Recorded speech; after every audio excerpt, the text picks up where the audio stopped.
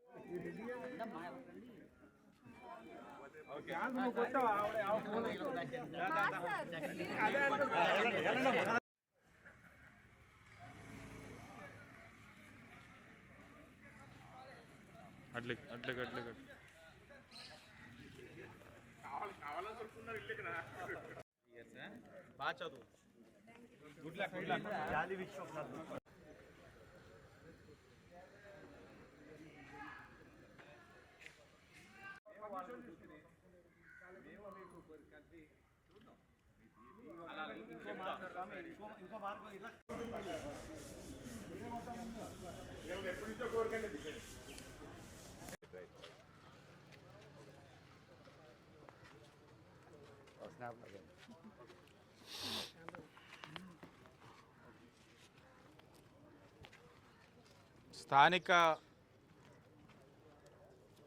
5వ వార్డులో గతంలో ఎస్కేవిటి కాలేజ్ వారి యొక్క సహకారంతో మున్సిపల్ కార్పొరేషన్ వారు మేజర్ డ్రైన్ కట్టడం జరిగింది. ఆ మేజర్ డ్రైన్ కట్టినప్పుడు దాని వారమ్మట నివసిస్తున్న రెసిడెన్షియల్ ప్లాట్స్ ఏదైతే ఉన్నాయో హౌసింగ్ వాళ్ళకి మేజర్ డ్రైన్ అవడం వల్ల దానిపైన ప్రాపర్గా ఎన్క్లోజ్ చేయకపోవడం వల్ల ఆ గాలి ఆ వాసన వీటి వలన చాలా ఇబ్బంది పడుతూ ఉండడం, దాని మీద ఇప్పటికే ఫ్యాబ్రికేషన్ వర్క్ చేస్తున్నారు. మరి ఫ్యాబ్రికేషన్ వర్క్ చేస్తున్న లోపల నుంచి వస్తున్న ఈ విషవాయువుల వలన రస్ట్ అయిపోయి అవన్నీ కూడా పాడవడం, మరలా ఈ రోజున 65 లక్షలతో GI sheet with MS channel మొత్తం ఏదైతే ఆ వై జంక్షన్ పెట్రోల్ బంక్ ఆ జంక్షన్ నుంచి ఈ లోపల ప్రాపర్టీ వారమ్మట ఏదైతే ఉందో మేజర్ డ్రైన్ మీద GI sheet with MS channel తోటి సుమారు 65 లక్షలతోటి ఈ రోజున కూటమి ప్రభుత్వం శంకుస్థాపన చేసుకోవడం జరుగుతూ ఉంది. ఇక్కడ ప్రజలు కూడా వారి తాలూకు అభిప్రాయం తెలియజేస్తూ ఉన్నారు. జిఐ షీట్ తోటి చేయడం అన్నది శాశ్వత పరిష్కారం కాదు. కాంక్రీట్ స్ట్రక్చర్ వేస్తే మనకు శాశ్వత పరిష్కారం. కాంక్రీట్ స్ట్రక్చర్తో పాటు రెగ్యులర్ ఇంటర్వెల్స్లో శానిటేషన్ డీసిల్టింగ్ చేసుకోవడానికి ఛానల్స్ పెట్టగలిగితే బాగుంటుంది అన్నది వాళ్ళ తాలూకు అభిప్రాయం. దాన్ని కూడా పరిగణలో తీసుకొని ఈ వర్క్ జరిగిన తర్వాత కూడా మనం ఫర్దర్గా పుష్కర టైంలో ఏదో ఒక విధంగా దీన్ని ఒక శాశ్వత పరిష్కారం చేయడానికి కూడా కూటమి ప్రభుత్వం దృష్టి సారిస్తుందని కూడా వాళ్ళందరికీ కూడా తెలియజేస్తూ ఎక్కడికక్కడ అవసరమైన పనులన్నీ కూడా చేస్తూ ఉన్నాం.